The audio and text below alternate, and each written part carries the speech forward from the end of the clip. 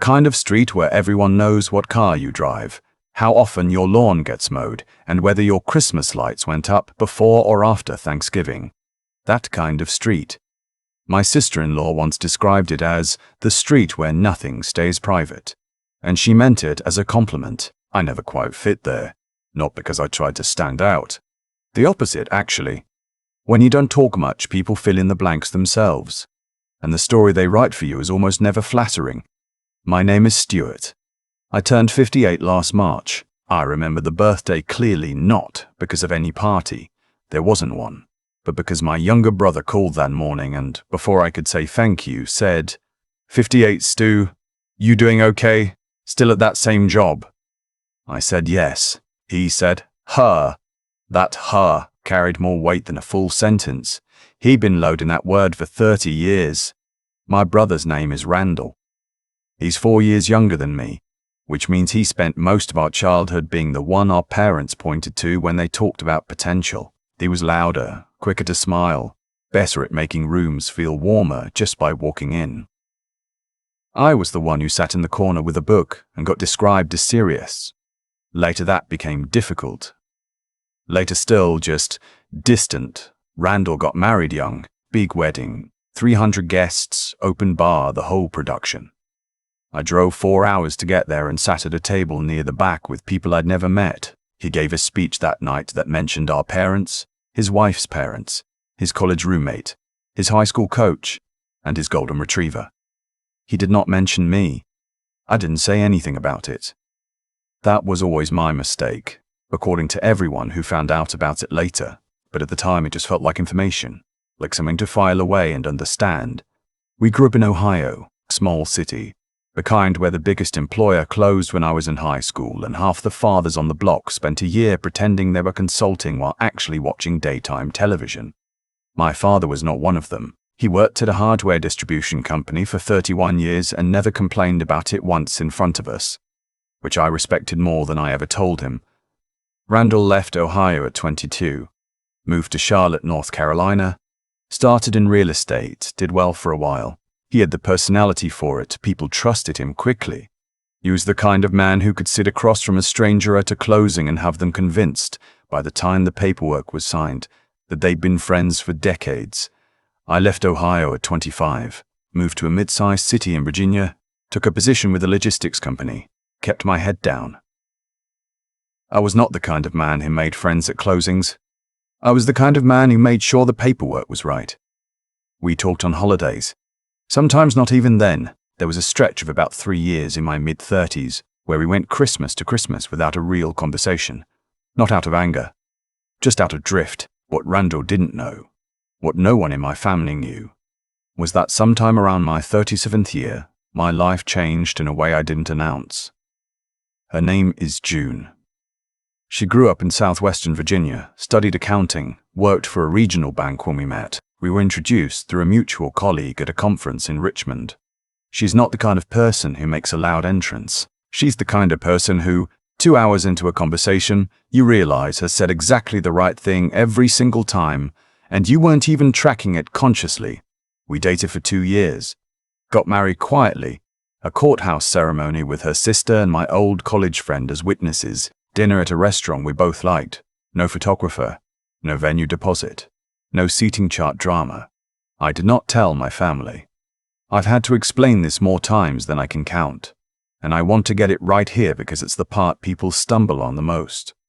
It wasn't secrecy for its own sake. It wasn't that I was ashamed of June. She is the best decision I've ever made, and I would say that to anyone. It was that the relationship I had with my family at that point was purely surface level. Holiday phone calls. Occasional texts. Nothing that felt like a foundation for sharing something that mattered. There's a certain kind of family dynamic where information gets used, where you tell someone something real and it comes back distorted or weaponized or turned into a story about someone else entirely. I had watched that happen enough times that I quietly stopped giving my family anything they could use. So when I married June, I didn't call Randall. I didn't call my aunt. I didn't call my aunt. I didn't post anything. I just got married, came home, and kept living. 3 years later, our daughter was born. We named her Frances after June's grandmother. 2 years after that, our son. We named him Perry. No particular reason except that we both liked it and it was sturdy. I did not tell my family about either of them. This is the part where people expect me to say I felt guilty. I didn't, not exactly. What I felt was protective. Francis and Perry were mine and June's. They were growing up without the specific kind of noise that I had grown up with, and I was grateful for that every single day. What I did feel, occasionally, was tired of showing up to family events and performing a version of myself that was 20 years out of date. Tired of being Stu who never figured it out. Tired of Randall's particular brand of generosity, which always came with a small knife hidden somewhere in the middle of it. Over those years, the company I worked for was acquired, restructured, and I ended up in a position I hadn't expected, managing a regional division, then a larger one. It wasn't dramatic. There was no single moment of triumph. I just kept doing the work carefully, and the work kept rewarding that. By my mid-40s, I was earning more than I ever expected to earn. We bought a house with land. June's accounting practice had grown into something real. We were not wealthy in a showy way. We were quietly, firmly, completely fine. Randall, meanwhile, had a rougher decade. The real estate market shifted. He'd stretched himself on some investments that didn't move the way he'd projected. I heard about it in pieces, a comment from an aunt, a reference in a holiday call. The specific kind of cheerfulness that sounds like it's covering something. The last week of August, I got a call from him. Not a holiday, not a birthday. A random Tuesday evening, I was sitting on the back porch watching Perry kick a soccer ball against the fence, and my phone showed Randall's name. I almost didn't answer. I want to be honest about that. "Hey," he said, "you got a minute?" "Sure." There was a pause on his end that told me everything before he said a word. "I'm in a situation," he said. "Business situation. I've got a gap I need to close by the end of the month, or I'm going to have to let 2 people go. Good people. Been with me a long time." I listened. He laid it out carefully. A deal that had fallen through. A line of credit that got pulled. A number he needed that was specific enough that he'd already thought through how to ask for it. "I figured maybe you could help," he said. "Bridge loan kind of thing. I'd have it back to you in 90 days. The number was $42,000. I sat there for a moment. Perry had stopped kicking the ball and was lying on his back in the grass looking at the sky the way 12-year-olds do when they think no one is watching. "I need to think about it," I said. "Of course," Randall said. "Take a couple days." He started wrapping up the call, and then, because Randall cannot help himself, he added, "I've always kind of worried about you, you know, living like you do." "No, I don't know. You just seem like things have been kind of static for you for a long time." "I hope you're doing okay," I said. "I'm fine, Randall." He said, Good, let me know." After I hung up, I sat there for a while. Perry came over and sat next to me. He didn't ask what was wrong, he just sat there. He's a lot like his mother that way. I talked to June that night. She listened the way she always listens, without interrupting, without jumping to the conclusion, just absorbing the whole thing before she said anything. When I finished, she said, "What do you want to do?" I said, "I want to help him. I think I want to help him. But not the way he's asking." She looked at me. "He needs to understand what he's actually dealing with," I said, "not just get a check that makes the problem disappear for 90 days. She nodded slowly. "Okay." "And I think," I said, "it might be time." She knew what I meant. We talked about it before, not urgently, not with any plan, just the quiet acknowledgement that at some point the keeping separate was going to stop serving any purpose. "On your terms," she said. "When you're ready. Not because he put you in a corner." That was the thing I needed to hear. It hadn't occurred to me to think of it as him putting me in a corner, but she was right that the pressure could become its own kind of surrender. I didn't want to revere my life as a rebuttal. I wanted to do it, if I did it, because I'd decided it was time. I called Randall back 3 days later. I told him I would help, but not in the form he'd asked. I told him I would bring in someone I knew, a financial consultant, a friend of mine named Vincent who had spent 20 years restructuring small businesses, and that Vincent would spend 2 days with him looking at the whole operation. At the end of that, if there was a path forward that made sense, I would provide capital. Not a gift. A structured loan documented properly with terms. Randall was quiet for a moment. That seems like a lot of process for $42,000, he said. It's not about the 42,000, I said.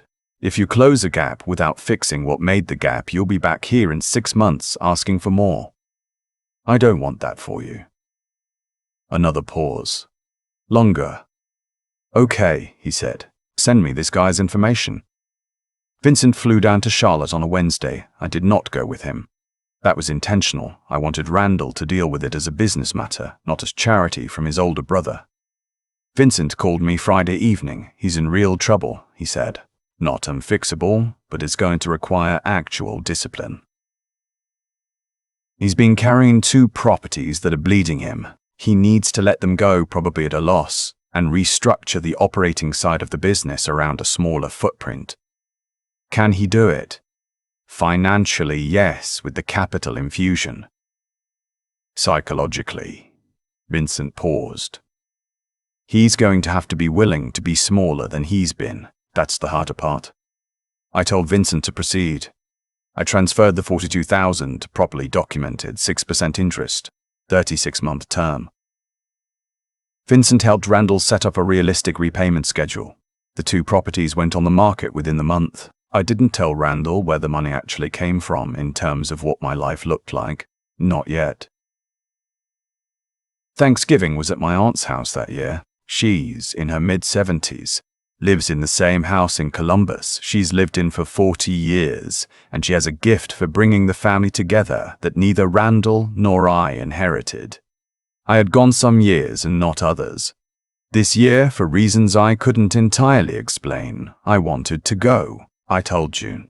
She said, "All of us?" I said, "If you're willing." She thought about it. Then she said, "Frances and Perry should know their family, whatever version of that family it is." We drove up on Wednesday, pulled into my aunt's driveway at around 4 in the afternoon. The house already had cars I didn't recognize. Cousins I hadn't seen in years, their kids, some neighbors who always ended up at the table. My aunt opened the door before we reached the porch. She looked at me. Then she looked past me at June, then at Frances, who was 16 and had her mother's calm eyes, then at Perry, who was 13 and was already taller than I'd been at that age. My aunt pressed her hand over her mouth. She'd not known, in 20 years, through holiday phone calls and occasional visits where I came alone, she had not known that I had built this whole quiet life. "Stewart," she said. That was all she said for a moment. Just my name. I said, "Aunt Ruth, this is my wife, June, and our daughter, Frances, and our son, Perry." She pulled June into a hug before June had finished stepping onto the porch. Perry looked at me with an expression that said he was not sure what was happening, but was ready to adapt. Frances gave me the small sideways smile she'd been giving me since she was 4 years old, the one that meant she understood more than I told her. Randall arrived at 6. He walked in with his wife. They'd patched things up after a rough stretch a few years back, and he stopped in the entryway when he saw us at the dining room table. He looked at me, then at June, then at the kids. I watched him do the math. His face went through something I don't have a clean word for. Not shock, exactly, not anger. More like the feeling of realizing you've been playing a game whose rules you didn't fully understand. He walked over. June stood up. He shook her hand and then, to his credit, pulled her into a brief hug. He shook Perry's hand. He told Frances she had her father's eyes, which is not actually true, she has her mother's. But I didn't correct him. He sat down across from me. His wife went to help in the kitchen. "How long?" he said quietly. 21 years, I said quietly. 21 years, I said. He looked at the table, picked up his water glass, set it down. "I feel like an idiot," he said. "Don't," I said. "I made choices, they were my choices. I said things to you over the years." He didn't finish the sentence. I know. You never said anything. No. You never said anything. No. He was quiet for a long moment. Around us, the table was filling up, cousins passing dishes, my aunt calling from the kitchen about who wanted the dark meat, Perry already deep in conversation with a cousin's teenager about something on his phone. June was laughing at something someone had said. Francis was helping carry a casserole dish without being asked. Randall looked at all of it. Why, he finally said, not accusatory, genuinely asking. I thought about how to say it. You decided what my life was, I said. A long time ago. And once someone decides what your life is, it's hard to have a real conversation inside that. Everything gets filtered through their version of you. He didn't push back. I appreciated that. The money, he said. What about it? That wasn't, you didn't do that to make a point. No, I said. I did it because you needed help, and I could help. Those are the only reasons. He nodded slowly. Outside, Perry had gone into the backyard with two of the cousins, and they were throwing a football in the dark. I'm going to pay it back, Randall said. I know you are, I said. That's why I gave it to you the way I did. Dinner was loud and long and good. My aunt kept finding excuses to touch June's hand or Francis's shoulder. The way she touches people she loves and has missed without knowing she was missing them. Perry ate 3 servings of stuffing and fell asleep in the car before we'd left the neighborhood. Driving home through the dark on I-64, June reached over and put her hand on mine on the gear shift. How do you feel? She said.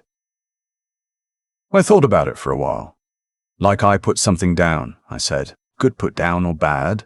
Just put down, I said. Something I'd been carrying for so long I'd stopped noticing the weight. She didn't say anything else. She didn't need to. The highway stretched out ahead of us, and Francis had her headphones in, and Perry was asleep against the window and outside. The Virginia hills were dark shapes against a slightly lighter sky. It's been several months since Thanksgiving. Randall has made 2 loan payments on schedule. He called me last month, a real call, not a holiday call, to tell me he'd gotten an offer on one of the properties, less than he'd hoped but enough to close a significant piece of the debt. He sounded different, quieter maybe, less like he was performing and more like he was just talking. He asked if Perry liked football. I said he was more of a soccer kid, but that he'd been interested in football lately after Thanksgiving. Randall said, I've got Panthers tickets in December. Would he want to come? I said I'd ask him. Perry, when I asked him, considered it with the gravity of a 13-year-old weighing something important. Then he said, yeah, I think that could be good. I texted Randall that evening. He sent back 2 words. See you then. I set my phone face down on the kitchen counter and stood there in the quiet of the house. June was in the next room. I could hear the television, something low. Francis was upstairs. Perry was already talking to someone on his phone about the game. This is the thing about a quiet life that the loud people never quite understand. It isn't empty. It was never empty. It was full the whole time. They just weren't looking. I'd been thinking about cause and effect a lot lately. Not in any mystical way, just the plain mechanical truth that what you put out tends to come back around one way or another, usually when you're not watching for it. Randall spent 30 years building an image. The louder brother, the one who figured it out young, the one who showed up at family dinners with a good story and left everyone feeling slightly smaller than when he arrived. That wasn't malice exactly. I've had to be honest about that. It was insecurity wearing confidence as a costume. The problem is, after long enough, you forget you're wearing it. I spent those same 30 years building something else. Quietly, without announcing it. June and I didn't put our life on display because we weren't building it for display. We built it because it was ours. Francis and Perry grew up in a house where the value of a thing wasn't measured by whether someone else could see it. I think that's the most important thing I ever taught them, and I didn't teach it by saying it. I taught it by living it in front of them every day. What I've come to understand is that integrity isn't a performance. It's what's left when no one's watching. I worked carefully for 3 decades not to impress anyone, not even myself, but because that's what the work required. June built her practice the same way, We didn't talk about discipline as a virtue, we just made the next right decision and then the next one, and after 20 years of next right decisions, we looked up and realized we were okay in a way that doesn't come apart when the market shifts or someone says something cruel at a family dinner. Randall's situation wasn't bad luck. It was the accumulated weight of choices made for the wrong reasons, stretched too far, too fast, for an image that nobody was actually keeping score on anyway. I don't say that to be hard on him. I say it because I think he knows it now, and knowing it is the beginning of something better. What I didn't expect was how much it would cost me to keep quiet all those years. Not in any dramatic sense. More like a low hum of loneliness I'd gotten so used to, I stopped registering it as loneliness. Aunt Ruth's face at the door on Thanksgiving, that expression when she saw June, then Francis, then Perry. I wasn't prepared for that. I thought I'd feel satisfied. Instead, I just felt sad for the years, and then, pretty quickly after that, grateful there were still years left. Perry is going to the Panthers game with his uncle next month. That sentence would have been incomprehensible to me 2 years ago. And I realize now that the wall I built to protect my family also kept some things out that didn't need to be kept out. Randall at his worst was someone worth keeping distance from. Randall working through something real, quieter, more honest. That's a different person to reckon with. I'm not sure what I want people to take from any of this. I'm not a person who hands out lessons, but if I had to say one thing, it would be this. The life nobody can see is still a life. Build it well anyway. The quality of the thing doesn't depend on the audience, and sometimes after long enough, the people who wrote you off will need something that only you can give. And what you choose to do in that moment will tell you more about who you are than any of the years of silence ever did. I chose to help. Not to prove a point, not to watch him realize he'd been wrong, just because it was the right thing and I could do it. That's enough. That has always been enough.